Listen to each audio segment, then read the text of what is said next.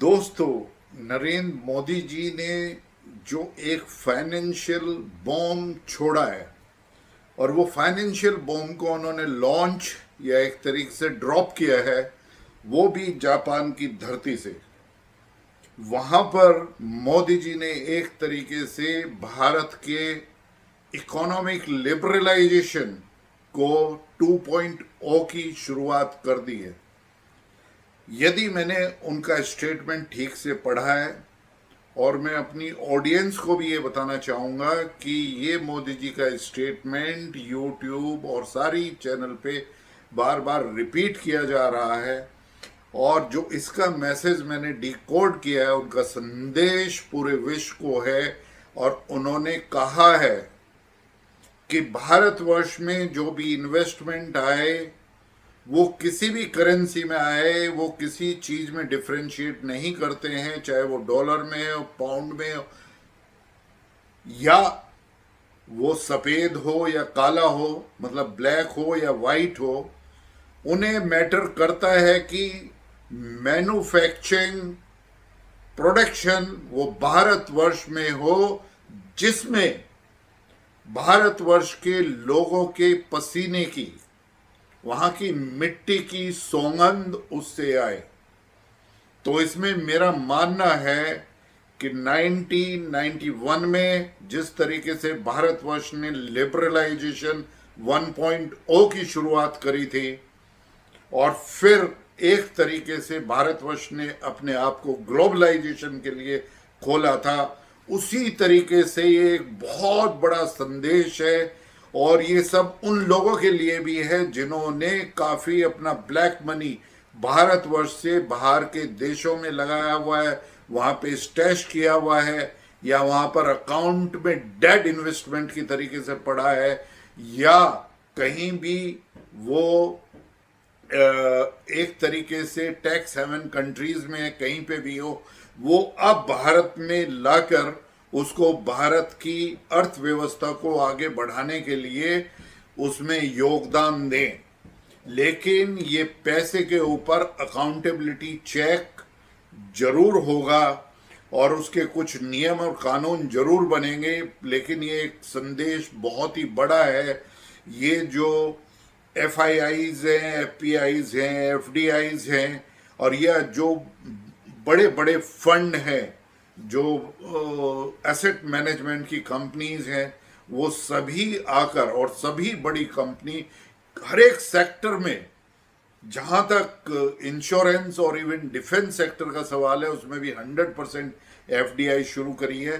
तो ये एक बहुत ही बड़ा संदेश है, और एक तरीके से ये संदेश है कि डी डॉलराइजेशन की जो एक प्रक्रिया शुरू ऑलरेडी हो चुकी है, उसका मैं संदेश और आप अपनी ऑडियंस को बताना चाहूंगा कि जो US का ट्रेजरी बॉन्ड होते थे, उसमें चाइना का जो एक्सपेंडिचर था वो आई थिंक 1.1 या 1.2 ट्रिलियन US डॉलर्स था, जो अब घटकर करीब जो है ना वो 750 बिलियन US डॉलर्स हो गया है। इसी तरीके से जापान का भी करीब करीब जो है ना ट्रेजरी बॉन्ड में जो था वो करीब करीब 1 ट्रिलियन US डॉलर्स था, वो भी घटकर 650 या 600 के आसपास आ गया है। ये ओवर द पीरियड हुआ है, और काफी देश ऐसे हैं। भारतवर्ष ने भी अपनी ट्रेजरी बॉन्ड पे जो है ना निर्भरता वो अपनी कम करी है, और इसी तरीके से और काफी देश भी US के ट्रेजरी बॉन्ड में अपनी एक तरीके से डिपेंडेंसी को कम कर रहे हैं। ये संकेत है कि जो US का ट्रेजरी बॉन्ड एक तरीके से पूरी विश्वसनीयता, 100% विश्वसनीयता, और उस पर जो है वो कमाई करने का साधन था, उस पर बेनिफिट, और वो उसमें डिविडेंड देता था जो इन्वेस्ट करते थे, अब वो कम होता जा रहा है। ये सारे कंट्री एक बार में भी अपनी जो है ना वो डिपेंडेंसी को ख़त्म कर सकते हैं, लेकिन उससे जो वैश्विक एक आर्थिक आधार है, शेयर मार्केट है, उस पर काफ़ी अनुकूल प्रभाव पड़ेगा। तो उसको ध्यान में देखते हुए अपनी डिपेंडेंसी एक ही बार में कम नहीं कर रहे हैं। बायलेटरल ट्रेड काफ़ी कंट्रीज के बीच में शुरू हो गया है अपनी अपनी करेंसी में, जहां पर वो डॉलर्स के ऊपर डिपेंड नहीं है, और ये शुरुआत जो है ना काफी कंट्रीज में हो चुकी है। भारतवर्ष आज यदि रशिया के साथ में तेल खरीद रहा है और वो अपना रूबल और रुपी में कर रहे हैं, या चाइना और कोई दूसरा कंट्री वो चाइना की करेंसी और वहां की करेंसी में कर रहा है, जापान किसी और के साथ में कर रहा है, तो ये शुरू हो चुका है।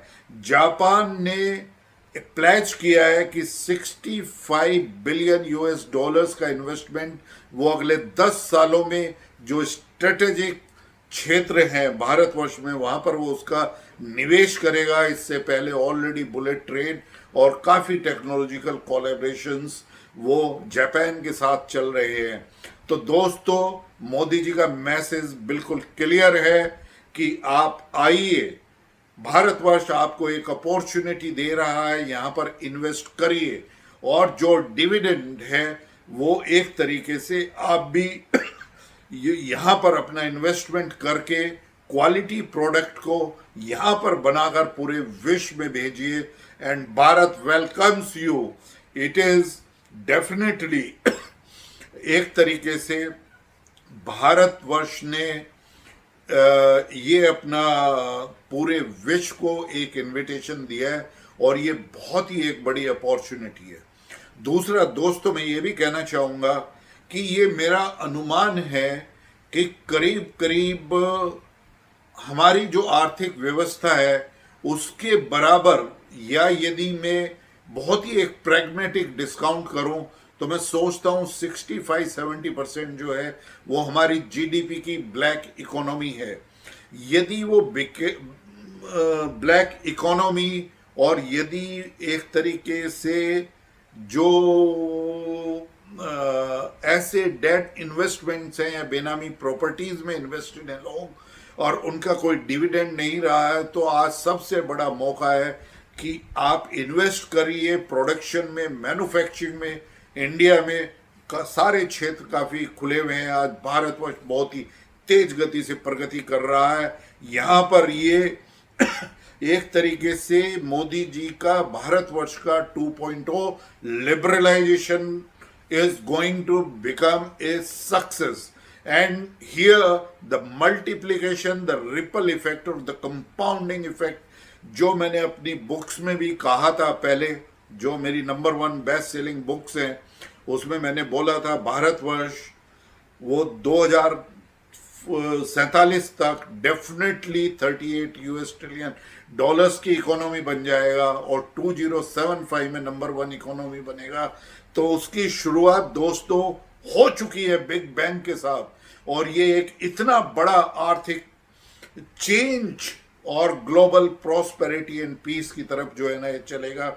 और ये संदेश दिया गया नरेंद्र मोदी जी ने जब वो एससीओ की मीटिंग में भाग लेने जा रहे थे। वो जापान से सीधे गए हैं एससीओ, जहां पर जीपिंग चाइना के जो प्रेसिडेंट हैं और उधर रशिया के जो प्रेसिडेंट है पुतिन, उनके साथ में उनकी दो बायलैटरल मीटिंग्स हैं, और विश्व के दूसरे नेताओं से भी उनकी यहाँ पर बायलैटरल मीटिंग होंगी।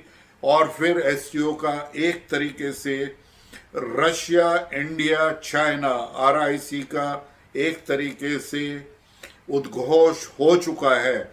ब्रिक्स पहले से ही एक पोटेंट प्लेटफॉर्म आ चुका है, और इन सब चीजों को ध्यान में रखते हुए अभी ट्रंप का जो टैरिफ वॉर जो उन्होंने एक तरीके से वेज किया था, उसका जो है ना एक तरीके से उसको बड़ा झटका है। और उनको तो, ट्रंप को तो झटका वहां की फेडरल कोर्ट में ही लग चुका है, जहां से कोर्ट ने उसको एक इलीगल अटेम्प्ट जो है ना वो प्रेसिडेंट ट्रंप का बोला है। उन्होंने कहा है अपने कोर्ट ने, अपने उसमें यूएसए में फेडरल कोर्ट ने, कि ये जो अधिकार है वो कांग्रेस के पास था, वो प्रेसिडेंट के अकेले के पास में नहीं था। वो अकेले ऐसे नहीं कर सकते कि वो पूरी दुनिया में जो है ना टैरिफ को अपनी मनमर्जी के अकॉर्डिंग बढ़ा सके। तो दोस्तों, ये एक बहुत ही शुभारंभ है। ये भारतवर्ष का एक जो चेंजिंग ग्लोबल ऑर्डर है, ना मैं इसको मल्टीपोलर कहूँगा, मैं यूनिपोलर कहूँगा।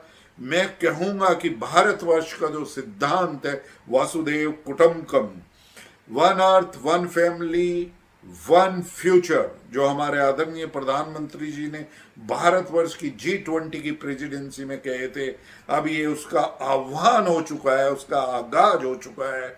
और आप देखिए कि भारतवर्ष किस तरीके से आगे बढ़ता है और डी डॉलराइजेशन शुरू हो चुका है। जो हैज बनी है ऑफ यूएसए की वो समाप्त हो चुकी है और एक मिलिट्री की स्ट्रेंथ से भी आप जो है ना वो किसी तरीके से आप जो है ना आप इन्फ्लुएंस नहीं कर सकते। हमारे जो आदरणीय प्रधानमंत्री जी हैं, मोदी जी का जो मंत्र है जियो पॉलिटिक्स में उनका है, ना हम किसी को आंख उठाकर देखेंगे, नाक नीचे करके देखेंगे, हम आंख में आंख मिलाकर देखेंगे।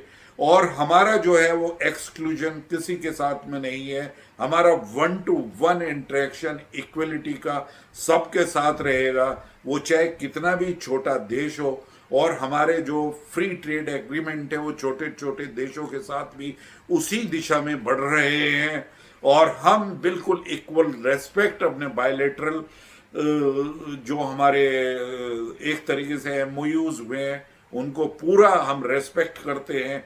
और चाहे वो ग्लोबल साउथ की आवाज़ हो, अफ्रीकन यूनियन की आवाज़ हो, जो G20 में ऐड करके उनको G21 नेशन का स्टेटस मिला, या हमारे यूरोपियन यूनियन हो, लैटिन अमेरिका हो, ईस्ट यूरोप हो, इस सभी जितने भी कॉन्टिनेंट्स, जितने भी देश भारतवर्ष इस दुनिया में है 193 के करीब, भारतवर्ष का जो बाहें हैं उनके लिए खुली हैं। लेकिन मापदंड यही होगा कि जो इन्वेस्टमेंट आएगा उसको कम से कम हम अच्छी तरीके से देखेंगे, वो कि रूल्स रेगुलेशंस में फिट होते हैं। तो दोस्तों, यदि आपको ये वीडियो पसंद आया तो आप इसको लाइक करिए और मेरे चैनल कमांडर स्ट्राइक्स को सब्सक्राइब करें। मैं commander Sudhir Kumar, veteran of Indian navy, आपको विश्वास दिलाता हूं कि इसी तरह की मैं वीडियो आपके समक्ष बार बार लाता रहूंगा। टिल नेक्स्ट, जय हिंद।